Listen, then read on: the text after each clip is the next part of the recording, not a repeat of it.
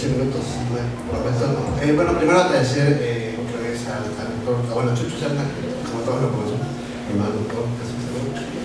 La oportunidad es, pues este libro está marcado en los 500 años, en la celebración de los 500 años de la conquista, es dentro de esta colección que se llama México 500, que coordinó el doctor Gibran Conquista Lugo de este instituto, junto con la doctora Ana Carolina Ibarra, ¿no? Y bueno, se nos convocó, ¿no? Debo decir que la virtud de que hubiera este tema en estos 15 tomos, tomitos de esta colección, porque son 15 tomos lo que conforman la colección, pues fue la virtud de los coordinadores, creo que más bien de Gibran, de decir, tiene que haber un libro sobre afros, ¿no? Sobre esclavitud. Y bueno, ya me invitó, ¿no? Y en un principio me quería que yo hablara de esclavitud indígena y africana. Y ya saben, uno dice, sí, claro, ¿no? Sin problema. Y como dicen las personas, pasó el tiempo, ¿no? Y después yo me di cuenta, dije, no, pero solamente de la esclavitud africana ya lleno pues, el espacio que nos habían dicho. Y sí sé algo de esclavitud indígena, pero no soy especialista. Y eso era un libro de síntesis, es un libro de síntesis. Fue un reto porque deberían de ser algo así como 40, 45 páginas, que ya en ese formato son como 80. Entonces, aparentemente son pocas, para mí fueron muchas, porque a la hora de hacerlo no hay citas, ¿no? También eso es como un reto, porque es como un ejercicio diferente, donde no hay citas, pero tampoco puedo plagiar. Entonces, como que tampoco parafrasear. Entonces, uno tiene que como que asumir, resumir, masticarlo y llevar arriba tu síntesis, ¿no? tu interpretación. Se buscó, desde mi punto de vista, que confluyeran en este libro las visiones de los historiadores mexicanos, por supuesto, los clásicos, Gonzalo Beltrán, pero también Estados Unidos con Colin Palmer, ¿no? Un clásico de clásicos, entre otros, jóvenes. Leí tesis de doctorados de hace 2, 3, 4 años, ¿no? Que tenían que estar ahí. Libros también de autores franceses como Jacques Tardieu, por ejemplo, ¿no? y otras tesis. Es decir, a pesar de que son así, a pesar de que muchas cosas, yo me di la tarea de decir, tienen que venir lo más fresco, ¿no? Lo más fresco posible. Una amiga me dijo algo que es muy cierto, Julieta Pineda me dijo, va a ser tu texto el más leído. Y yo me apaniqué un poco, ¿no? Porque dice, porque los textos académicos, Rafa, pues los leen los de siempre. Pues como es de divulgación, va a ser más leído. Entonces fue como, híjole, ¿no? Pues empezar a ver una estructura que fuera digerible. Parece que se logró, y lo digo porque yo lo he dejado leer, pero también colegas de la UAM y de la propia UNAM lo han dejado leer con estudiantes de universidad y uno que otro de prepa, y bueno, parece que ha sido bien recibido por los estudiantes en el sentido de que lo leyeron. O sea, desde ahí, ellos me dicen, lo leyeron, porque está en la pregunta del examen y mira, sí lo leyeron. Es que, bueno, ya eso es el primer paso, es decir, está digerible, ¿no? Cumple su función, porque era eso. La otra cuestión era, pues, evidentemente, que no solo lo leyeran, sino que entendieran la importancia de la trata africana en un contexto global. Pues, por supuesto que en las primeras páginas destaco la importancia, vale la redundancia, de Portugal. O sea, no se puede entender la trata africana sin los portugueses. Y somos una historiografía muy endogámica, ¿no? Y a veces nos olvidamos de los portugueses que les debemos tanto, ¿no? Y que incluso Cristóbal Colón les debe tanto, los eventos marítimos.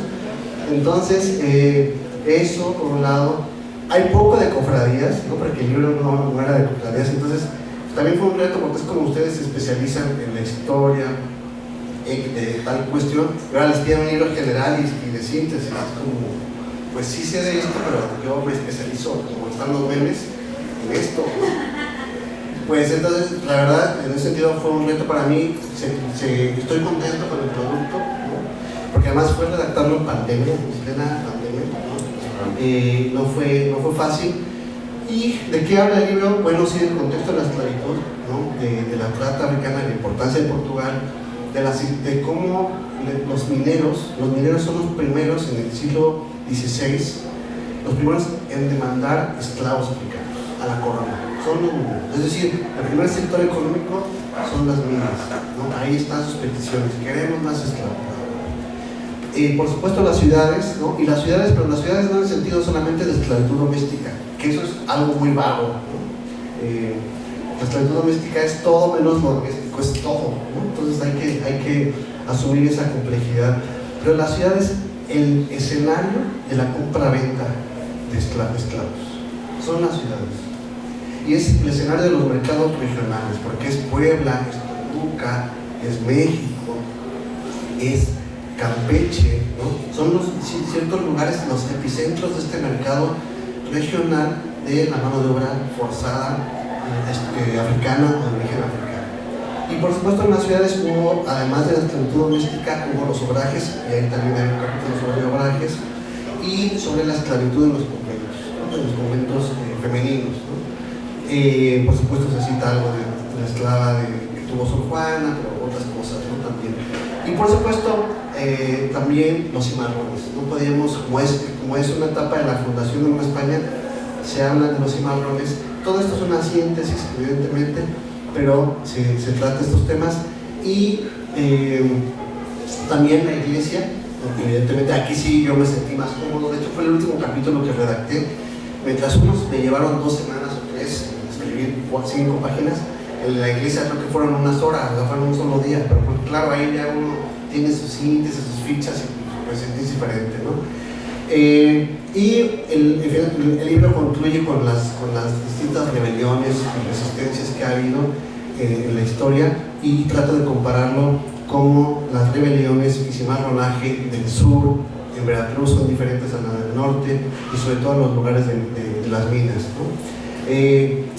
Como yo me formé fuera de la Ciudad de México, ¿no? sorry a los centralistas, entonces mi visión sí es muy no contar la historia desde la Ciudad de México, desde el centro.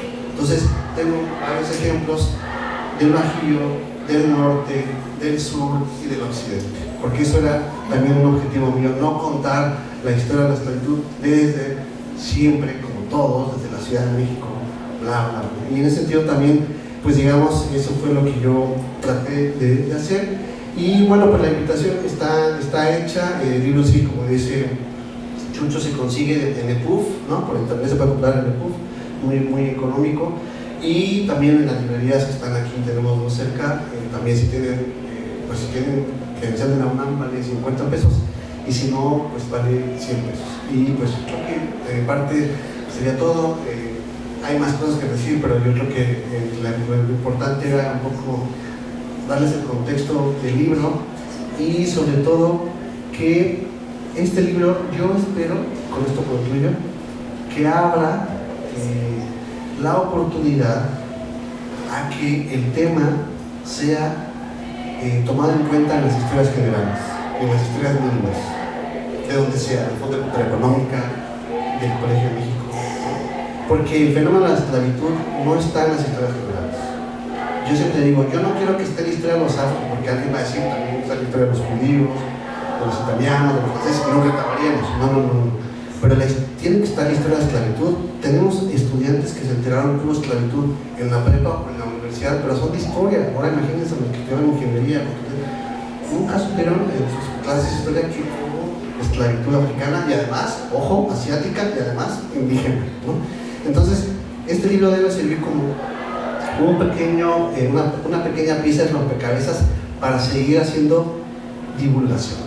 Está bien lo académico, de eso vivimos, de hecho nos encanta la investigación, pero ahora toca también la divulgación y a nosotros mismos hacerlo. Entonces esperemos que esto sea como un aliciente para otros colegas seguir haciendo la divulgación en estas temáticas. Muchas gracias.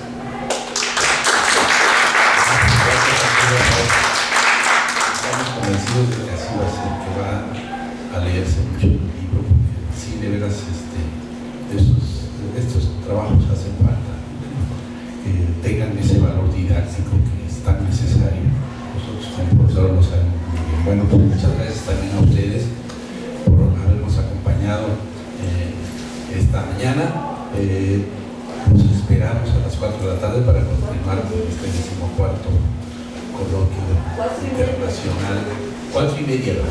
Claro, tenemos ahora sí 2 horas, es que casi 2 horas, ya nos pasamos un poquito, pero pues están invitados quienes quieran. Nos gusta comer en bola, si alguien puede, quiere, pues